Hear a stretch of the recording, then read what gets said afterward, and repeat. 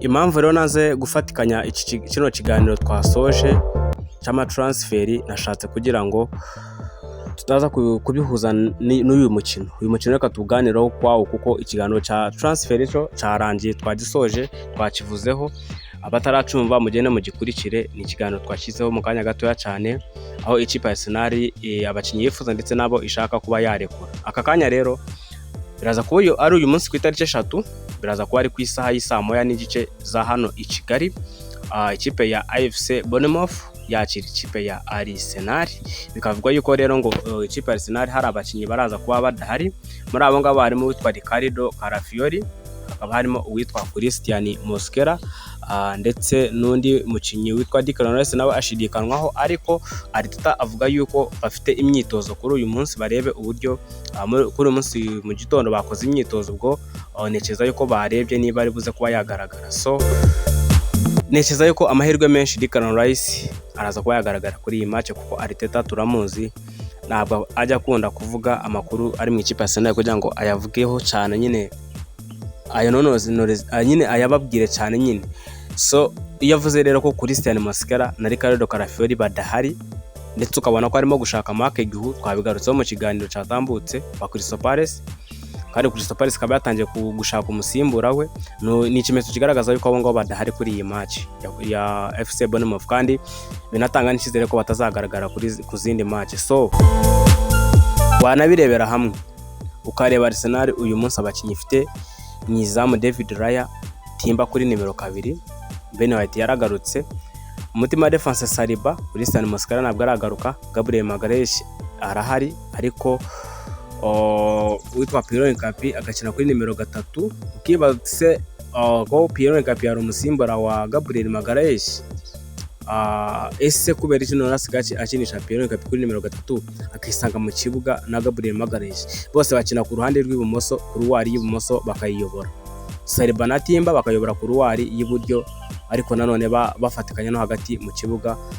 Urumva Saliba aba afite inshingano zo kugenda mu mugongo wa Timba cyangwa se gufasha Timba, ariko nanone afite n'inshingano zo kwibuka yuko afite Gabriel bagomba kuba bafatikanya umutima wa defense mu rutirigongo rw'ikipe ya Arsenal, niba ariko nayivuga, kuko niba Saliba ahagararana na Gabriel, imbere yabo hahagaze witwa Zubimendi, urumva ko aba ari abakinnyi batatu, noneho abandi babiri Nkapi utazamuka cyane wenda ngo bikabye cyane nk'uko Calafiori yabikora, agaheza uruhande rw'ibumoso, noneho uruhande rw'iburyo rugakinwaho Timba, ariko nanone we udaheza uruhande ahubwo ukina yinjira muri box cyane.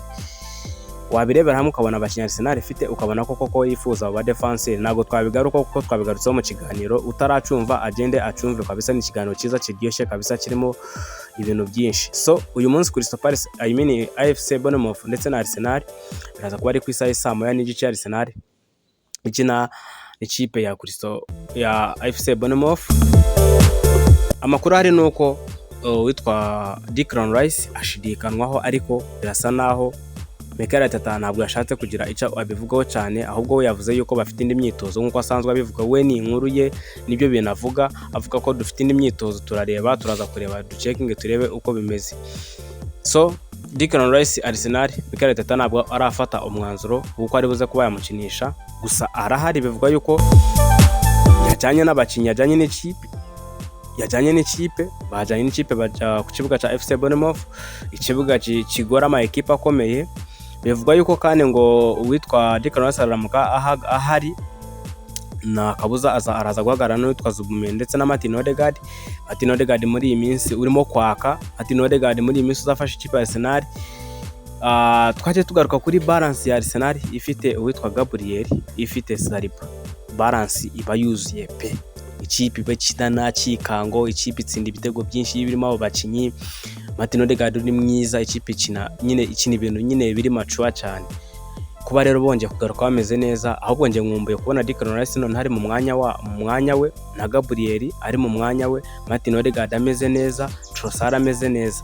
So ubona yuko uyu munsi turaza kwitega match nziza kandi iryoshye, iraza kuba ihari ku isaha y'isa moya n'igice. Arsenal ndetse n'ikipe ya AFC Bournemouth mu mikino rero iheruka kubahuza ya Premier League. iheruka kubahuza, ikipe ya FC Bournemouth yatsinzemo 2, Arsenal itsindamo 2. Gusa nagiraga ngo umenyesha yuko muri iyi mikino yose haba ku mukino wabaye ku itariki 19 z'ukwezi kwa 10 2024 ndetse n'umukino wabaye ku itariki 3 z'ukwezi kwa 5 2025, yombi Arsenal yarayitsinzwe. Kugira ngo ubyumve neza, hari ku kibuga cy'ikipe ya FC Bournemouth hari ku itariki 19 z'ukwezi kwa 10 2024, Arsenal yatsinze ikipe ya FC Bournemouth ibitego 2-0, igitego cy'uwitwa Christie ku minota 70 ndetse n'uwitwa Justin Kluivert ku minota 79 ndetse n'ikarita y'umutuku y'uwitwa William Saliba ku minota 30, murabyibuka. Yari ifite uwitwa David Raya, yari ifite Ben White, yari ifite Saliba, yari ifite Gabriel, yari ifite Calafiori, yari ifite Mikel Merino, Thomas Partey, Declan Rice, Raheem Sterling, Leandro Trossard ndetse n'uwitwa Kai Havertz. Nibo bakinnyi ikipe Arsenal yari ifite itsindwa n'ikipe ya FC Bournemouth ibitego 2-0, mu gihe ikipe ya FC Bournemouth yo yari ifite Kepa Arrizabalaga, uyu munsi ari mu ikipe Arsenal. Yari ifite kuri nimero 2 yari ifite witwa Araujo, yari ifite Zabanyi, yari ifite Senes mutima wa defense, yari ifite Marius Kirkez, uyu munsi ari mu ikipe ya Liverpool. Yari ifite Lewis Cook, yari ifite Scott, yari ifite Antoine Semenyo aracahari, yari ifite Tavernier, yari ifite witwa Dango Watara, abo ngabo yari bafite ndetse n'uwitwa Evanson. Abo ngabo niwe ikipe ya Crystal Palace ya FC Bournemouth yari ifite cyane kabisa. Isindi ikipe ya Arsenal rero byari ibitego 2-0. Ubwo aho ngaho hari ku kibuga cy'ikipe ya AFC Bournemouth. Arsenal none mu kwezi kwa 5 iravuga ati naribi mwadutsindiye iwanyu, nimuzi wacu natwe tugire gute tubereke icyo twabakorera. Rwose ku minota 34 Declan Rice abafunguye amazamu, uwitwa Dean Hodgson uyu munsi akina ikipe ya Real Madrid niho hari mu defenseur, aza kucishyura ku minota 67 ndetse n'uwitwa ku minota 75 nyuma y'iminota 10 Evanson atsinda igitego, birangira ari ibitego 2-1 cha FC Bournemouth. Utaza kuyumva ngo wumve ngo ni ikipe, ariko nayo ntabwo yorohera ikipe ya Arsenal muri iyi minsi. Niba ikipe igutsinze 2 kikurikiranya ikagutsinda home and away mu mikino ya Premier League, ntabwo ari ikipe yo gusuzugura. So urumva ko byari ibintu bikomeye cyane. So byose babireberamo ukavuga uti uyu munsi turaza kuba twareba noneho ibintu biraza kuba bikomeye 5-5.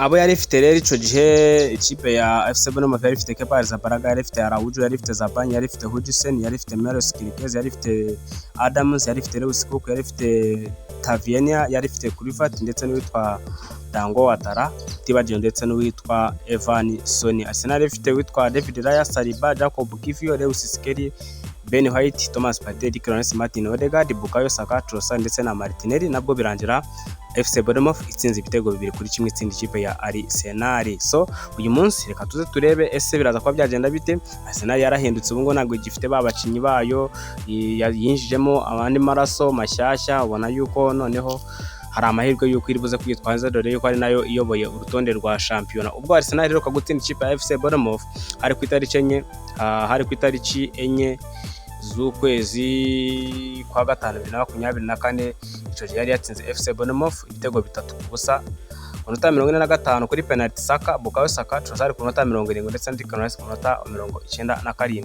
Ubona yuko ari Arsenal kabisa yari imeze neza. Nanone ku kibuga cya FC Bournemouth Arsenal iheruka gutsindira 2023.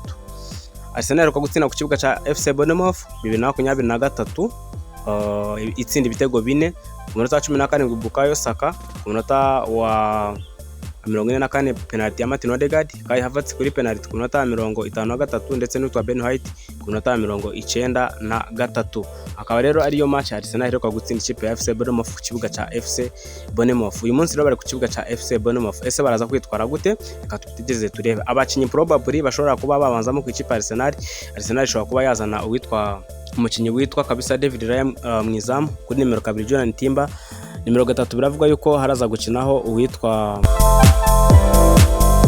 ashobora kuba haza gukinaho uyu iraza kuba ikipe ya FC Bournemouth ishobora kuza kuba ifite uwitwa Trafford, iraza kuba ifite Petrovic mu izamu, Jimenez kabiri, uwitwa Hill mutima defense, Senes mutima defense, Trafford kuri nimero 3, uwitwa Tavernier hagati mu kibuga ndetse n'uwitwa Alex Scott, uruhande rumwe uwitwa Brooks ndetse n'uwitwa Justin Kluivert, uwitwa ndetse Antoine Semenyo, Evanson akaza kwataka izamu. Uyu muhungu ubona yuko amaze igihe kirekire mu ikipe ya FC Bournemouth witwa Evanson, ubona yuko aribo bakinnyi ikipe ya FC Bournemouth ishobora kuza kuba yakoresha. Rero umutoza w'ikipe ya FC Bournemouth we akavuga yuko kabisa uyu mutoza w'ikipe ya FC Bournemouth akavuga yuko ngo witwa rero Semenyo ngo bivuga ko agomba kujya mu ikipe ya Man City, ngo uyu munsi arahari ku ikipe ya Arsenal, aza kuba yakina ku ikipe ya Arsenal witwa Antoine Semenyo, niko uwitwa